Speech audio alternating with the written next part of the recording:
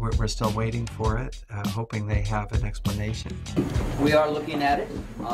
There's actually a very good write-up recently from controlled demolition experts, which you probably ought to read. We haven't finished the investigation yet, so I'm not at liberty to talk about any intermediate findings. The collapse is assumed to be caused by a combination of fire and structural damage. Did any other surrounding buildings suffer a complete collapse at near freefall speed? Building 3, a 22-story building directly below the Twin Towers, was split in half by the South Tower's collapse. Although the building was severely crushed by falling debris, the structure remained standing. Building 4, a 9-story building east of the South Tower, was almost completely destroyed. The remaining structure did not collapse. Building 5, a 9-story building east of the North Tower, suffered from severe fires and structural damage. Building 6, an 8-story building between the North Tower and Building 7, suffered a giant gouge in its roof and severe fires. Neither Building 5 or 6 suffered global collapse. Neither did the Deutsche Bank building, which stands to this day and is currently being demolished beam by beam. Neither did the Millennium Hotel across the street.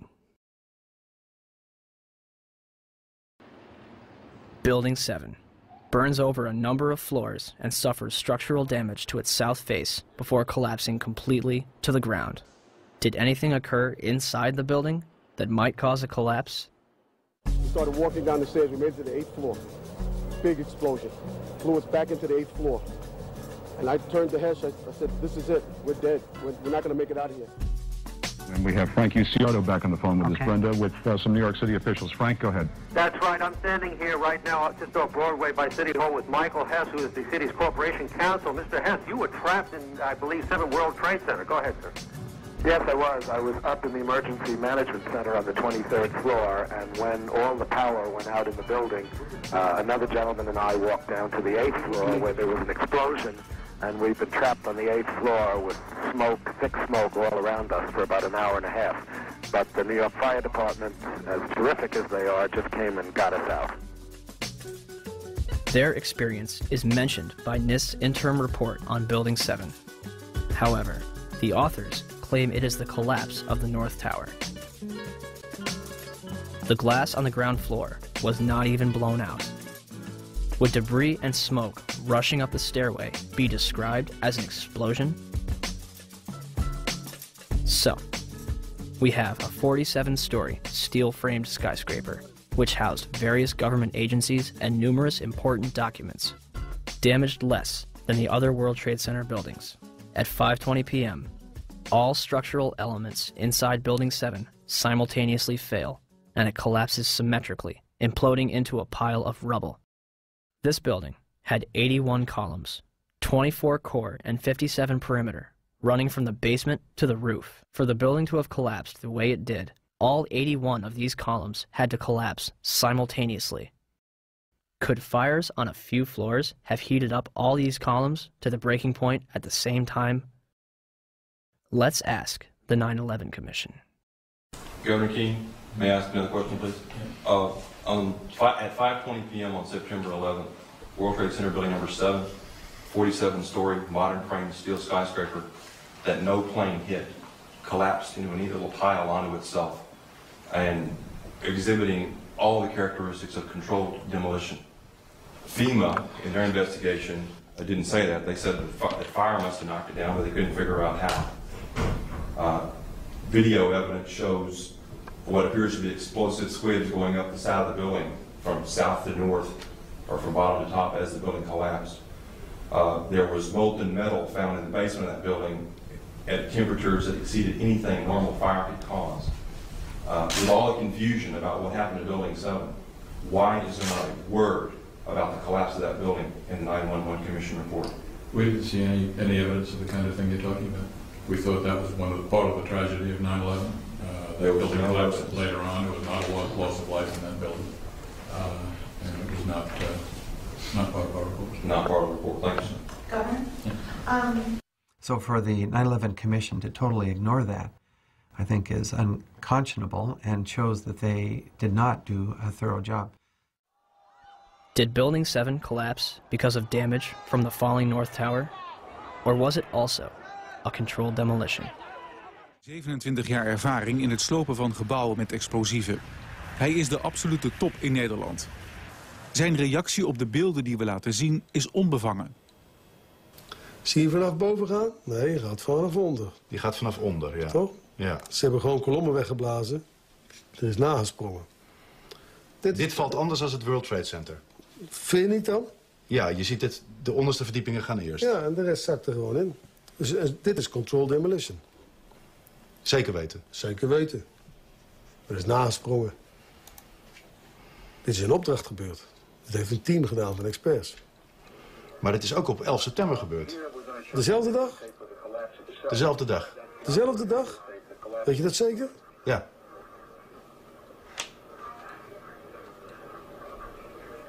Was het zeker weten de 11e?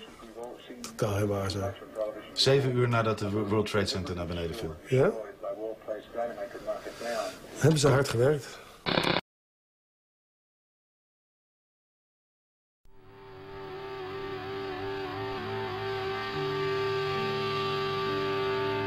In the aftermath of 9/11, citizens and politicians alike would demand that steps be taken to ensure such attacks never happen again.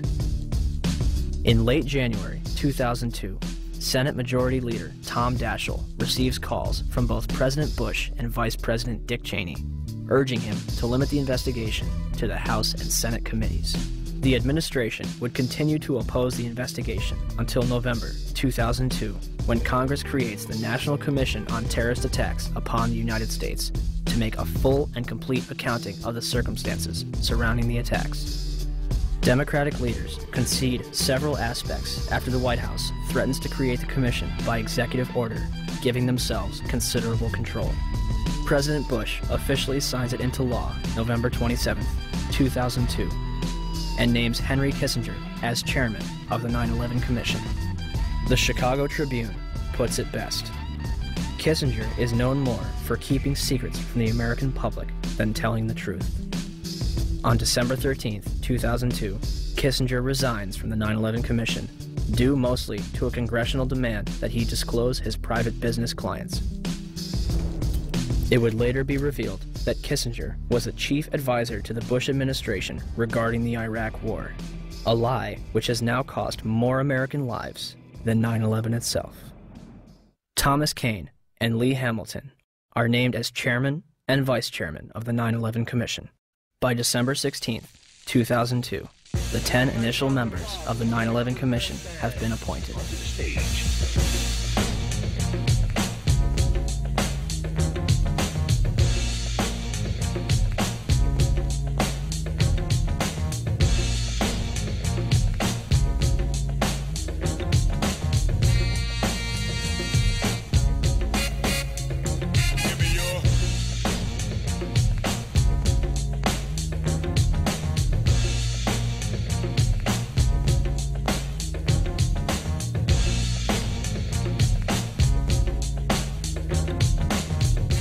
And the man missing from this picture? Philip Zelikow, Executive Director. He would shape both the commission and its final report.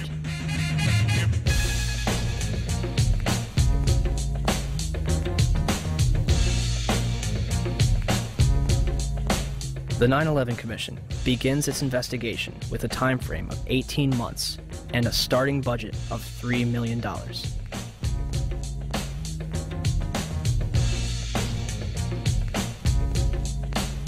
January 27, 2003. The 9/11 Commission holds its first hearing in Washington, D.C. Vice Chairman Lee Hamilton will claim a few days later, "We're not interested in trying to assess blame. We do not consider that part of the Commission's responsibility." March 26, 2003. The Bush administration denies the Commission's request for an additional $11 million in funding. 3 days later, the Commission is offered $9 million, and they accept. In April 2004. President Bush agrees to testify before the 9/11 Commission, but only if Vice President Dick Cheney joins in. Why did they insist on appearing together? The 9/11 Commission wants to ask us questions. That's why we're meeting, and I look forward to meeting with them and answering their questions.